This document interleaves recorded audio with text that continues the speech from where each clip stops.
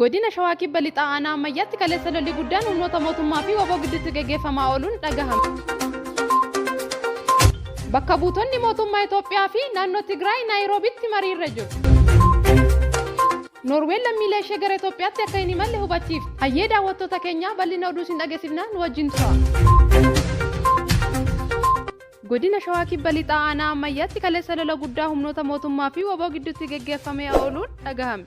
Lolli kun iddoo Alii Diilaa jedhamutti kaleessa ganama sa'a 3 hanga sa'a 8tti fufiinsaan gaggeeffamaa turuu himan jiraattoonni.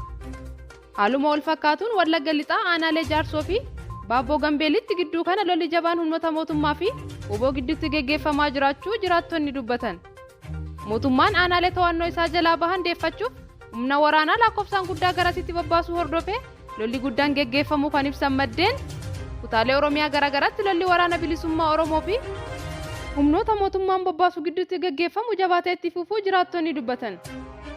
Wallagga Lixaa aanaalee Najjoo, Jaarsoo fi Baabboo Gambeelitti guyyaa 3 kana lolli jabaan gaggeeffamu kan himan jiraattonni haleellaan diroonii uummata nagaa adda fo'uu hin dandeenyes raawwatamaa jiraachuu dubbatan. Lolli tibbana mootummaan aanaalee to'annoo isaa jalaa bahan deeffachuu fi caasaa mootummaa diigame bakkatti deebisuu kaayyoo jedhuun humni waraana lakkoofsaan guddaa kallattii garaagaraa irraa garasitti bobba'uu hordofee kan eegalamedha jedhu.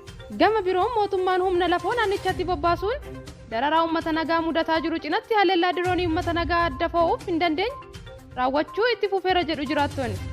Haleellaa diroonii kaleessa aanaalee Jaarsoo fi Baabboo Gambeel gidduutti kan argamtu bakka warra jirru Baarkoo jedhamutti raawwateen uummanni nagaa miidhamuu yoo xiqqaate namni 3 ajjeefamuu fi 3 miidhaa cimaaf saaxilamuu ibsan. Waraana kanaaf loltoonni garasitti bobbaafaman isaan afaan Amaaraa dubbatan ta'uu humni addaa poolisii Oromiyaas ta'e poolisiin idilee keessa kan jiru ta'uu himu.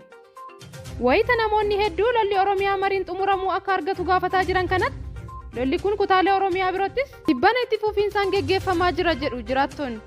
Bakka bu'oonni marii nagaa mootummaa Tigraay fi mootummaa Itoophiyaa kora guyyaa 3f turu Naayiroobii Keeniyaatti akka ta'an maddeen himan. Marii muddee 21 hanga 23 bara 2022tti gaggeeffamu jedhame kun waliigaltee waraana dhaabuu jalqaba ji'a sadaasaa bara 2022 Afrikaa Kibbaa Piriitooriyaatti mallatteessan akkaataa itti hojiirra oolfamu dhimma ilaallatu akka ta'e addis istaandaardii odeeffannoo keessoo argateen gabaaseera. Adeemsa hidhannoo hiikkachiisuu irra jiru to'annoo fi hordoffii gamtaa Afrikaa hojiirra oolmaa waliigalticha irratti taasisuu irratti mari'atanii raggaasisu jedhamee eeggamaa jira. Korri bakka bu'oota mootummaa federaalaa fi Tigraay gidduutti taasifamu kun marsaa sadaffaa yoo ta'u dura cufatti erga mari'atanii booda waan irra gahameen ibsa akka kennan barameera. Kora Naayiroobii bakkuma kanaan dura gaggeeffametti taa'amu kanarratti bakka bu'oonni AU, IGAD fi mootummaa Ameerikaa kan hirmaatan yommuu ta'u pirezidaantiin duraanii Keeniyaa Uhuru Keeniyaatas irratti ni argamu jedhameera.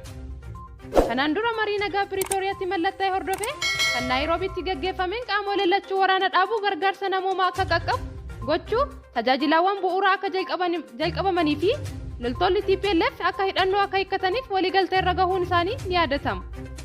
Waliigaltee waraana kaaba Itoophiyaa dhaabsisuuf mallatta'e ammas ji'a 2 guutuuf deemu. Kana hordofee gargaarsi namoomaa gara naannoo Tigraay seenuu fooyya'aa akka dhufu himamaa kan jiru yoo ta'u naannicha bakka garaagaraatti tajaajilawwan ibsaa bilbila akkasumas baankiin deebi'ee jalqabamuu gabaafameera. Waraanni Eertiraa haa bahu kan jedhu qaama waliigaltichaa ta'us waraanni Eertiraa baasuun hojiirra oolchaa hin jiru jechuun aangaa'onni Tigraay komachaa jiru. Humnoonni Tigraay adda waraana garaagaraa irratti hidhannoo isaanii baasuu beeksisanii hanga ammatti adeemsi hidhannoo hiikkachiisuu eegaluu wanti beekamee hin jiru. Mootummaan federaalaa gama isaatiin waliigalticha hojiirra akka oolchaa jiru ibsa muddee 17 baaseen beeksiseera. Haa ta'u garuu pirezidaantiin naannoo Tigraay Dabratsiyoon Gabra Mikaa'el walgahii Maqaletti gaggeeffame irratti mootummaan Itoophiyaa akkaataa waliigaltichaa waan isarraa eeggamu guutummaatti bahataa akka hin jirre himan. Mootummaan federaalaa ibsa baaseen ammoo mootummaan biyyaa fi uummata jecha waliigaltee mallatteesse osoo oolee hin bulinii fi osoo addaan hin kutin hojiirra oolchaa jira jedhe. Dabratsiyoon Gabri Mikaa'ilis gama Tigraayin erga waliigaltee mallattaa'ee gaafii waliigalticha keessaa ka'e hunduu hojiirra oolaa akka jiru himuun gama mootummaa federaalaatiin dhiyeessii deeggarsa namoomaatiin wal qabatee wanti nama gammachiisu jiraatus dhimmoota waliigalan biroo irratti mootummaan waadaa galee raawwataa hin jiru jedhan. Waraana kaaba Itoophiyaa waggoota 2 ture kana keessatti erga jalqabee kaasee raayyaan Eertiraa mootummaa federaalaan deeggaruudhaan waraanicha keessatti hirmaachuun gabaafamaa turuun yoo ta'u waliigaltee qaamolee lamaan kanarra gahan irratti garuu maqaan Eertiraa ifatti hin kaane. Mootummaan Noorwee lammiilee biyyattii gara kutaalee Itoophiyaa bal'aa haalli nageenya isaanii hin mirkanoofnetti akka hin imalle gorse. Ministeerri dhimma alaa Noorwee ibsa muddee 17 baaseen lammiileen Noorwee gara lixa Oromiyaa fi bakkeewwan birootti akka hin imalle hubachiiseera. Ministeerri dhimma alaa imala gara naannolee lixa Itoophiyaa walitti bu'iinsaan miidhaman hundatti akka hin taasifamne gorse. Kunis naannolee Qeellam Wallaggaa, Wallagga Lixaa, Bunnoo Baddallee, Wallagga Bahaa, Horroo Guduruu Wallaggaa, naannoo Gambeellaa fi Beenishaangul Gumuz ni dabalata jedha ibsichi. Ayyee daawwattoota keenya oduun guyyaa har'aa qabanne kanuma miidiyaa keenya laayik, sheer, sabskiraayib gochuun wajjin tura.